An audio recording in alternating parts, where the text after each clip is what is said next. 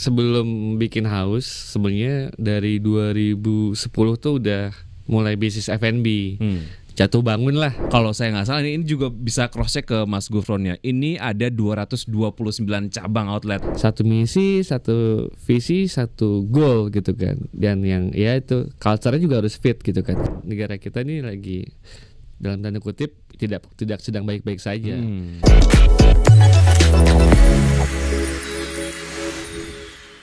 Halo Sobat Investor, apa kabar? Semua, saya Beki Adrian kembali ketemu sama kamu lagi di Fincast, your home of finance and investment ya. Kali ini Fincast akan ngobrol sama seorang pendiri yang brand minumannya ini kayaknya dimanapun kamu pergi, khususnya kalau kamu di Pulau Jawa, kamu akan ketemu sama brand yang satu ini, Haus. Kenapa saya ngomongnya kayak gitu? Karena belakangnya ada tanda serunya gitu ya. Ngomongnya harus haus gitu ya, Mas Gufron ya. Apa kabar Mas Gufron? Alhamdulillah sehat Mas. Oke, Fincast kali ini sudah kedatangan Mas Gufron. Beliau adalah pendiri dari Haus ya, Gufron Syarif, pendiri Haus Indonesia. Nah, tema kita kali ini adalah jurus haus untuk berbeda di kolam yang sama. Karena ini kayaknya pemainnya banyak banget gitu loh. Agree. Oke, tagline-nya ini gue suka tagline-nya Mas Gufron. Tagline adalah semua berhak minum enak. Haus ini tagline yang mengangkat sebuah inklusivitas gitu ya. Ini kalau inklusivitas berarti turunannya adalah berarti semua orang berhak minum enak, nggak mahal dong. Yes, affordable. Yeah. Itu menjadi sebuah konsep dari Haus yang sampai dengan sekarang kayaknya pengembangannya terus bertambah. Ini kalau saya nggak salah ini juga bisa cross check ke Mas Gufronnya. Ini ada 229 cabang outlet di seluruh Pulau Jawa ya, ada di 18 kota, betul? Pulau Jawa. Oke, baik. Dan tentunya omsetnya sudah miliaran rupiah. Alhamdulillah. Oke, dan awalnya ini kalau nggak salah adalah sebuah gerai minuman yang ada di Binus kalau nggak salah. Cabang pertama di Binus. Boleh cerita awalnya gimana kok awalnya bisa nyemplung ke bisnis minum kekinian atau minuman kekinian? Panjang sebenarnya kalau tarik ke belakang. Tapi kalau di ini ya di shortcut aja deh. Jadi sebelum bikin house sebenarnya dari 2010 tuh udah mulai bisnis F&B. Jatuh bangun lah dari mulai punya lapak di food court gitu kan. Pernah punya gerobak nasi goreng juga di depan Indomaret gitu kan. Punya kafe, punya usaha rendang kemasan, punya usaha donat juga. Sampai akhirnya belajar dari pengalaman bisnis yang sebelum-sebelumnya, kita lihat wah ternyata kalau mau bikin bisnis yang bagus ya, itu kita harus market research dulu nih. Jadi waktu itu belajar 2017 melakukan market research tentang kategori bisnis apa sih yang on rising, yang sedang tumbuh dan kedepannya itu punya market size yang besar gitu kan. Kita melakukan benchmarking ke China waktu itu karena kan katanya ya, whatever happens in China or India 3 or 5 years later will happen in Indonesia kan. Oke, jauh banget ya sampai ke China ya. Iya. Nah terus dapat datanya gitu kan bahwa di China ada kategori bisnis sedang tumbuh, which is adalah kategori new tea and boba.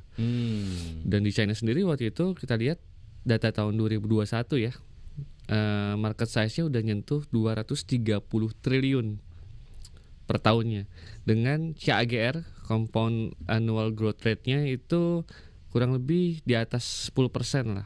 Bahkan di China sih 20-30% gitu kan. Terus kita coba nih dicocok logi sama di Indonesia gitu kan. Wah ternyata di Indonesia sedang tumbuh tapi masih banyak peluang.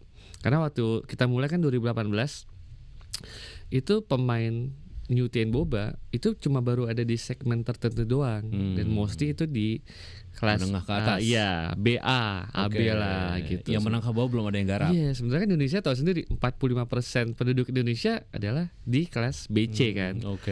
Atau aspiring middle class lah. Ini segmen ataupun gaya ataupun narasi inklusivitas ini yang lo bawa, sehingga kemudian menyasar segmen menengah ke bawah ini gitu ya. Segmen mass market lah. Terus gimana?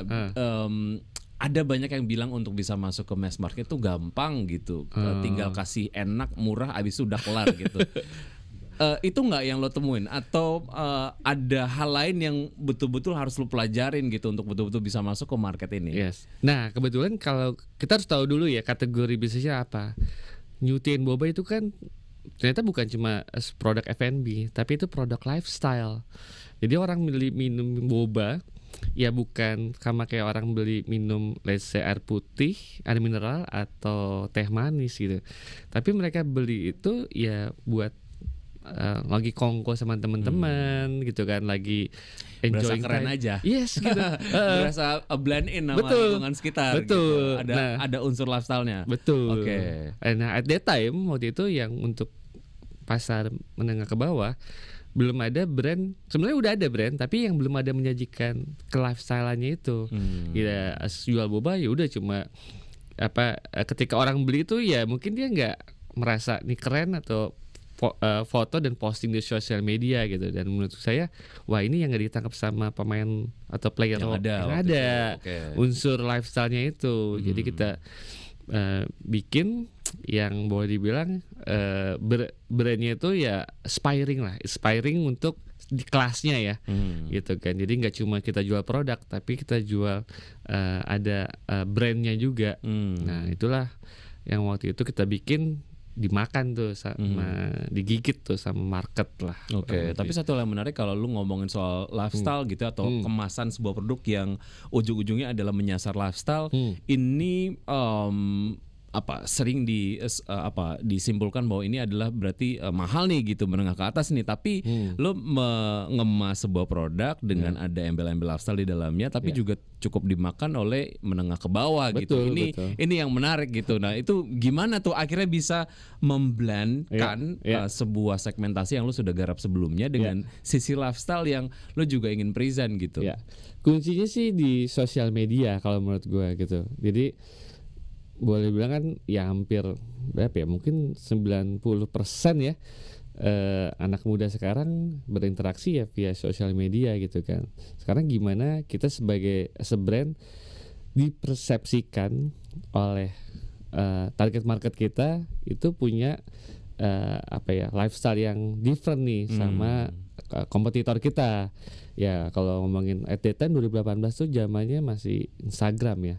Ya itu dari foto produk lah, lalu video dan apa-apa yang kita kemas seciamik mungkin sehingga persepsi itu dapat di benak si konsumen. Dan again utilizing ya KOL. Buat naikin value brand kita. Sampai gitu. akhirnya banyak followersnya yang akhirnya beli haus waktu itu ya. Ceritanya semanis itukah atau sempat ada challenge di awal? Challenge-nya sebenarnya ketika kita growth ya. Artinya kita dimulai dari 1 store, lalu kita sekarang punya 229 store dan manage 1 store sama manage 229 store kan itu is a different game ya. Apalagi kita bukan franchise ya. Kalau franchise kan operational store itu di handle sama franchisee ya. Jadi prinsipal kayak cuma jual license lalu jual bahan baku. Nah kan kita different. Kita semua toko harus kita kontrol sendiri, dan satu toko itu kebayang ada 6-7 orang. Kebayang kan pusingnya tuh. Kayak gue lagi ngitung nih satu toko 6-7 orang, habis itu kali 229. Berapa teman-teman? Ada yang bisa langsung? Ada yang langsung keluarin kalkulatornya. Iya. Habis ini ntar gue tanya hasilnya ya. Terus ya, dan ya namanya bisnis F&B itu bisnis operasional sebenarnya. Gitu. Jadi backbone-nya di situ ya. Backbone-nya di situ. Artinya mungkin pikirnya orang melihatnya dari sisi orang awam lihatnya gampang aja. Oh anjing nggak marketing dengan bla bla bla orang beli. Marketing emang bisa datengin konsumen, datengin traffic. Tapi yang bisa bikin konsumen balik lagi itu adalah excellent delivery produk sama service yang dilakuin sama tim operasional. Betul. Dan itu kan people ya, yang mendeliver itu people, butuh hiring yang benar, talentnya, training, monitoring, controlling, evaluasi, dan itu maksudnya benar-benar muscle game sih gitu kan gitu. Jadi memang banyak banget yang mesti dipikirin, nggak yang cuma mikirin marketingnya doang gitu ya. Betul. Bahwa ini adalah sebuah bisnis yang mendeliver produk yang ujungnya people to people gitu ya. Lu juga harus memastikan bahwa secara quality juga itu terdeliver dengan baik sesuai dengan standar yang lu buat. Oke, kalau dilihat background pendidikannya nih ya, Mas Gufron ini adalah lulusan Master of Business IT degree from Royal Melbourne Institute of Technology Melbourne, Australia. Tepuk tangan dulu dong ya. Lalu kenapa? Pertanyaan Masnya, the gold question is, kenapa memilih jadi pengusaha gitu? Kenapa nggak lo meneruskan bekerja di sebuah perusahaan IT yang gede? Karena kan talenta digital ini pasti banyak banget dibutuhin gitu sama perusahaan-perusahaan digital dan gajinya gede gitu ya. Emang dari dulu pengen banget jadi pengusaha atau gimana? Sebenarnya berawal dari sebuah buku nih yang ngeracunin gue. Gue waktu itu baca buku judulnya The Confession of Economic Hitman by John Perkins gitu.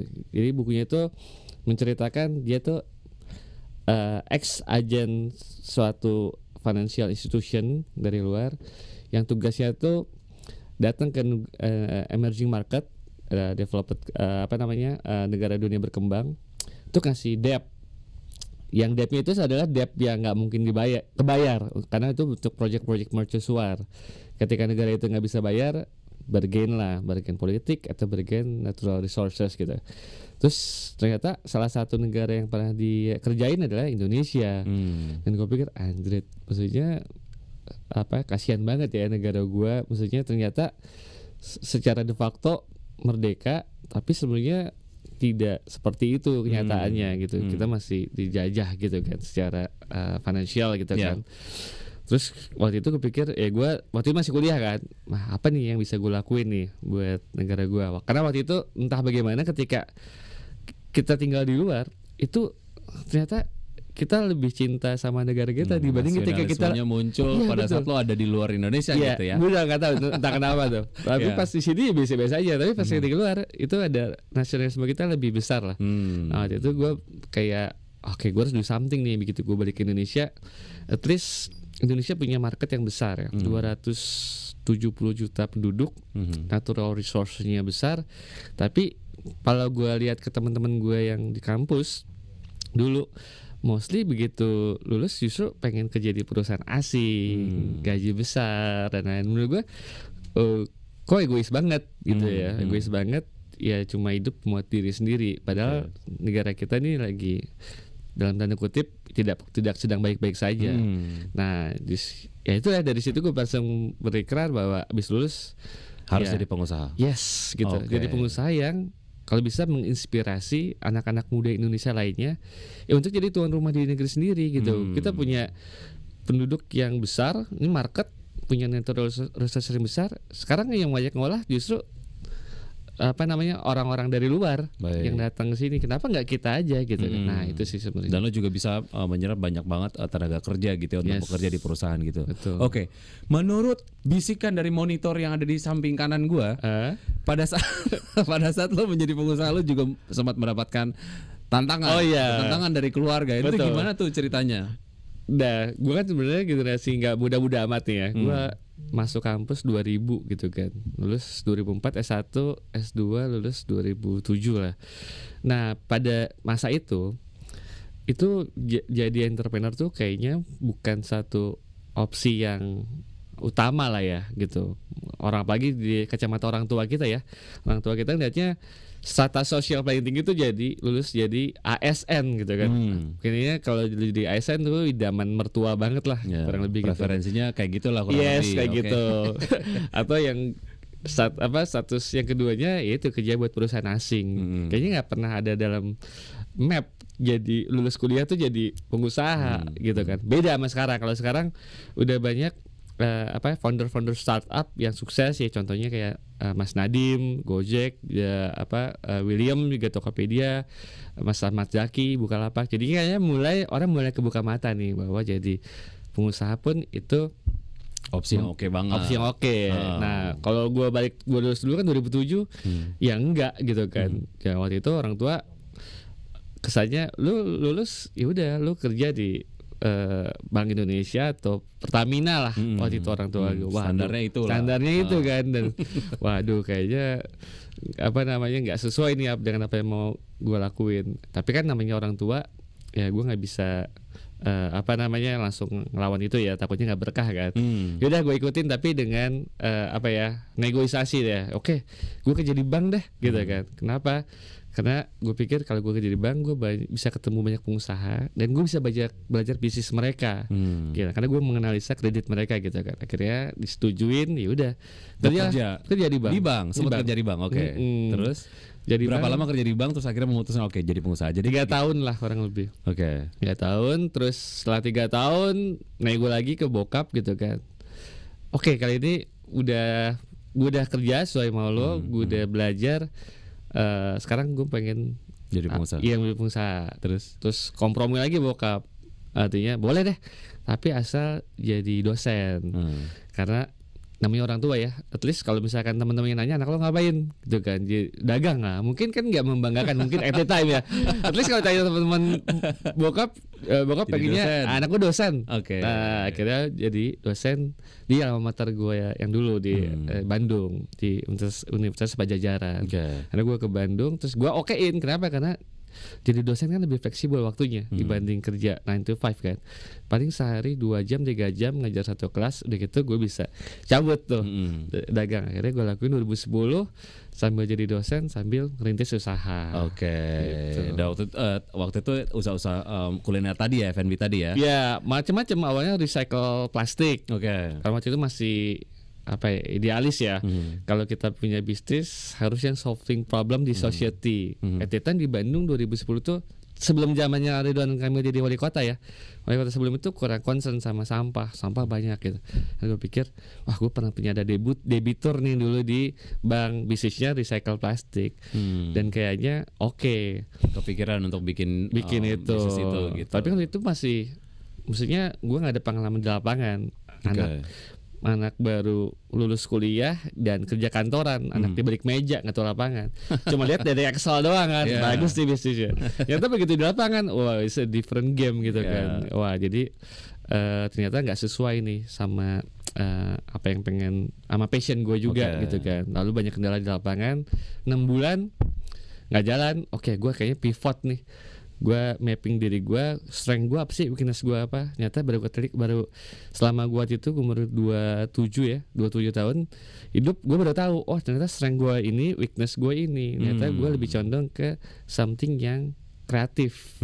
Walaupun gue dulu kuliahnya accounting atau bisnis IT, itu kan otak kiri tuh. Ternyata gue bukan orang otak kiri, ternyata gue orang otak kanan. Jadi penting juga ya untuk mengetahui strength lo ataupun kemampuan lo ketika lo memulai sebuah bisnis gitu. Singkat cerita lo sudah melalui itu semua, terus lo mulai house. Kurang lebih udah berapa tahun House berdiri? House sekarang Juni ini 5 tahun. 5 tahun. Itu berarti pada saat awal lo sendiri atau gabung sama teman-teman? Berempat. Nah itu bisa awet sampai dengan sekarang, itu apa resepnya? Jadi sebenarnya ada pelajaran dari bisnis gue sebelumnya. Waktu itu bisnis sebelumnya kongsian juga bertiga, tapi itu nggak awet. Nah ternyata dari situ gue belajar sesuatu lah, bahwa apa sih yang bisa bikin gawet. Dan sebelum gue mulai bisnis house ini bersama 3 teman gue lainnya, gue udah kasih syarat di awal bahwa walaupun kita ini bikin usaha sama-sama, tapi begitu udah mulai kerja, gue nggak mau ini adalah usaha yang dimiliki oleh 4 orang. Jadi bukan ada 4 owner. Gue pengen ketika usaha ini jalan, tetap organisasi yang jalan. Adalah ada chain of command lah. Ada CEO, ada direktur ini, ada GM ini, ada manajer ini, apa segala gitu. Jadi sebenarnya nahkoda dalam satu kapal tuh cuma boleh ada 1 nahkoda, nggak boleh ada 4. Penentuan posisi ini berdasarkan shareholders ya, maksudnya kayak pembagian ataupun kepemilikan dari saham di kesepakatan lah, kesepakatan gitu kan. Berdasarkan sebenarnya nggak cuma dalam bentuk besarnya jumlah saham yang disetor, tapi sesuai dengan experience, kompetensi. Karena itu juga aset ya? Yes, itu aset gitu. Jadi besarnya saham justru bukan dari bentuknya uang yang disetor, enggak waktu itu. Terus kita saling ngobrol ya, curhat berempat, pengalaman lo apa aja nih, kerja, bisnis, apa yang bisa lo sumbangin buat si perusahaan ini. Dari situ baru mulai saling mengukur, terus ya udah bagi-bagi tugas. Oke, lo di sini di finance misalkan, di marketing, di operasional dan lain-lain. Tapi waktu itu kesepakatannya pun gue ngomong gini, ingat kita mungkin sekarang lagi misalkan baru mulai ya, baru 1 cabang 2 cabang, ini mungkin kalau ibarat bola tuh Liga Tarkam lah. Tapi someday kalau bisnis ini bagus, ini kita mungkin masuk ke Liga Divisi 1. Dan Divisi 1 mungkin dengan skill kita sekarang kita nggak bisa menang. Mungkin kita butuh transfer pemain gitu kan, baik dari pemain dari Kamerun, Nigeria atau apalah ibaratnya. Meaning bisa aja kita di bangku cadangan. Ya, tapi ingat, we still the owner of the club. Atau bahkan ketika kita masuk ke Liga Internasional, mungkin bahkan kita nggak ada di line up sama sekali, gitu kan. Artinya ada another player yang main gitu kan. Tapi again, we are the owner of the club. Jadi nggak berarti harus kita sebagai founder harus main, harus jadi, maksudnya main tuh jadi direktur atau apa gitu kan. Jadi kesepakatannya siapapun yang leading this company itu adalah orang-orang yang emang harus capable untuk nge-lead ini. Jadi sepakatannya itu dari awal tuh. Dan itu mereka sudah sepakat gitu. Sepakat artinya not everyone has to become a director lah. Gitu. Karena terlalu banyak direction, malah itu akhirnya bikin terlalu banyak order gitu ya. Jadi kayak bingung aja gitu, mana yang mau diprioritasin dan lain-lain. Yang kita takutin adalah kemampuan orang untuk belajar, kemampuan untuk berkembang tuh beda-beda. Ada yang bisa cepat, ada yang lambat. Nah, House itu termasuk secara bisnis ya, itu cepat ya. Dalam waktu 5 tahun kita achieve 229 store dengan pertambahan karyawannya sekarang total kurang lebih 1.500 orang. Nah, itu kan mimpin 5 orang sama mimpin 1.500 orang beda banget, different kind of leadership gitu kan. Ya kalau lo nggak bisa adaptasi cepat, ya artinya lo will become leader yang nggak kompeten kan. Nah, artinya mungkin ada orang yang nggak bisa secepat itu adapt, seperti itu belajar. Artinya ya not necessary dia harus jadi leader kan. Nah gitu, jadinya kita pun di founder ya, dari 4 founder nggak semuanya jadi director sekarang. Ada beberapa yang belum bisa catch up, disesuaikan dengan sesuai dengan ekspertisnya dan juga kemampuannya masing-masing gitu ya. Betul. Dan untungnya semua pada komit dengan apa yang kemudian disepakati dari awal. Sempat mendapatkan beberapa pendanaan lah ya. Itu gimana caranya? Terus kemudian seberapa maksimal dukungan dari pendanaan-pendanaan yang udah didapat oleh House sendiri untuk mendukung operasional juga ekspansi ke depan. Kita sekarang udah ada 2 kali proses fundraising. Seri A kemarin oleh BRI Ventures, seri B1 kemarin BRI nambah lagi, plus beberapa venture capital, ada dari Hong Kong, ada dari China maupun yang dari lokal gitu ya. Awalnya ketika venture tertarik sama House, pertama adalah karena growth-nya gitu. Kita masuk BRI Ventures itu tahun 2020 kalau nggak salah, 2021 awal. Itu ketika waktu itu kurang lebih revenue kita tuh udah 150 M kalau nggak salah setahun. Artinya dalam waktu 2 tahun kita bisa jadi company yang bisa generate 150 M setahun gitu kan. Nah, from zero gitu kan. Dan itu sudah profit ya. Sudah profit. 150 miliar itu adalah sudah profitnya. Sudah profit. Gitu kan. Nah, terus mereka juga tertarik oleh potential market size nih yang besar. Di Indonesia sendiri di 2021 itu datanya kategori Nutrien Boba itu market size-nya adalah 23 triliun. Dan 2026 expected growth-nya itu bakal achieve sampai 35 triliun. Wow. So it's a quite huge market dan ada potensial untuk growth-nya dan potensial untuk jadi market leader kan. Jadi sebenarnya kalau gue memposisikan diri gue sebagai VC, gue melihat lu sebagai sebuah perusahaan yang sangat-sangat potensial. Plus juga gue melihat potensi market di negara di mana lu garap gitu. Betul. ya. Oke, pertimbangannya itu. Terus apalagi yang akhirnya membuat Haus akhirnya mendapatkan kepercayaan lah ya untuk disuntikan dananya ataupun modalnya dari venture capital khususnya yang ada di luar gitu ataupun mungkin di dalam lah gitu. Apa sih yang membuat Haus gitu ya punya resep yang kayaknya oke banget nih untuk mendapatkan pendanaan. Ini gue ngutip dari orang-orang venture-nya sendiri ya. Mereka tuh biasanya ngelihat bisnis tuh dua. Satu, the market size of the business, yang kedua the founders. Gitu. Mereka mencari tahu who's behind the gun gitu. Karena kalau bisnisnya bagus, kalau behind the gun-nya dianggap gak kompeten juga, mereka juga takut juga nitipin uangnya puluhan miliar atau ratusan miliar ke orang yang salah kan.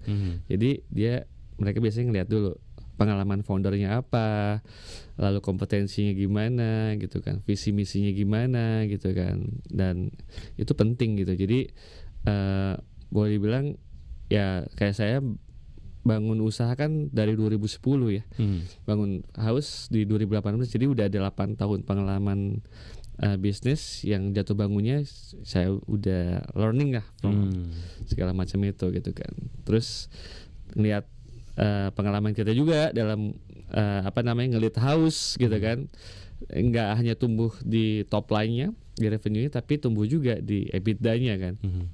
Dan mereka cukup yakin lah sama kita untuk bisa sama-sama ngegedein Haus bisa lebih besar lagi gitu kan. 250 something itu sebelum pendanaan atau setelah pendanaan? 250 cabang. Cabang. Sebelum waktu pendanaan pertama. Jadi itu udah cukup banget untuk ngasih portofolio achievement dari Haus sendiri gitu ya. Yes. Kita waktu itu mereka masuk di toko kita ke 90. Toko 90 lalu kita pakai uang fund itu buat expand horizontal, buat nambahin lebih banyak store lagi. Baik. Untuk bisa memiliki bisnis yang solid dan juga berkelanjutan. Gimana strateginya Mas Gufron? Dari leadershipnya kah? Dari teamworknya? Gimana akhirnya mungkin ngerawat SDM tadi? Mungkin bisa di-share Mas Gufron. Nah itu dia. Ini bedanya bisnis, boleh bilang UKM ya, UMKM sama bisnis yang mau scale up ya. Mungkin kalau bisnisnya masih UMKM, let's say karyawannya masih 5, 10 atau 20, itu founder itu jadi CEO atau Chief Operating Officer tuh bisa gitu, karena scale-nya masih kecil ya, masih bisa dihandle sama dia semuanya lah. Tapi ketika udah mulai scale up gitu kan, bisnis makin tumbuh, cabang makin banyak, people yang ada di organisasi juga makin banyak. Nah itu menurut saya yang perlu dibangun adalah organisasinya. Kita nggak mungkin ngerjain semua sendiri. Bangun organisasinya, which is team to people. Dan diperluin yang bergabung sama kita tuh orang-orang yang fit banget sama organisasi kita, sama culture kita. Satu misi, satu visi, satu goal gitu kan. Dan yang itu culture-nya juga harus fit gitu kan. Karena bisa aja ini orang hebat bla bla bla gitu kan, tapi secara culture, secara etik nggak cocok, mental juga gitu. Karena kan yang mau kita bangun adalah kedepannya ya, organisasi yang let's say nanti foundernya udah pensiun atau apa, ini organisasi tetap bisa running. Betul. Jadi yang mau kita bangun tuh organisasi dan culture-nya. Gitu. Jadi soft skill sama hard skill juga dua hal yang memang diprioritaskan dan juga sama-sama pentingnya gitu. Betul. Ya. Visi udah ngedapetin pendanaan dari operasional sendiri, juga tanpa pendanaan juga sudah menghasilkan profit gitu. Ada mekanisme pendanaan lain yang mungkin sekarang lagi dituju oleh Haus, misalnya melalui mekanisme IPO di Bursa Efek Indonesia. Iya. Jadi sebenarnya kayaknya siapapun yang udah menerima visi sebagai investornya, pasti salah satu objektifnya adalah IPO. Karena bagaimanapun ketika kita invite visi masuk, visi itu pasti harus nyari exitnya dong. Baik mereka exit jual sahamnya lagi ketika di fundraising berikutnya, atau ketika merger and acquisition, atau ketika IPO karena VC itu nggak ngambil gain dari dividen, nggak ada kamusnya tuh mereka minta dividen. Mereka pasti expect-nya adalah resultnya dari capital gain. Nah, which is itu dari market cap si perusahaan gitu kan. Dan ketika paling bisa exit-nya itu adalah IPO. Artinya ini sudah masuk pipeline ya di rencana besar dari House. Kapannya udah tahu? Kurang lebih expect-nya mungkin sebelum 2027. Sebelum 2027. Oke. Doain semoga memang proses menjelang IPO ini lancar ya. Yes. Dan juga mungkin besok-besok sudah ada House di sini sebagai sponsor dari Fincast. Amin. Mas Gufron, thank you ya udah ngobrol-ngobrol sama Fincast. Ini inspiratif banget gitu. Gue rasa apakah itu untuk mereka yang mau mulai bisnisnya ataupun mungkin startup-startup yang sekarang lagi pengen ngedapetin pendanaan sama juga kayak House gitu. Satu hal yang juga memang patut digarisbawahi adalah lakukan apapun untuk bangsa Indonesia gitu ya. Yang lo juga tadi sampaikan bahwa ya salah satunya adalah dengan menjadi pengusaha. Orang Indonesia banyak yang kerja sama lo juga bisa meningkatkan kesejahteraan banyak banget orang. Thank you, sukses untuk House, sukses untuk Mas Gufron, sehat selalu, sampai jumpa. Thank you. Dan Sobat Investor, itu tadi dia ngobrol-ngobrol saya sama Mas Gufron dari House. Semoga bisa menjadi referensi buat Sobat Investor semua. Sampai jumpa di Fincast berikutnya, your home of finance and investment. Dah. Thank you Mas. Thank you.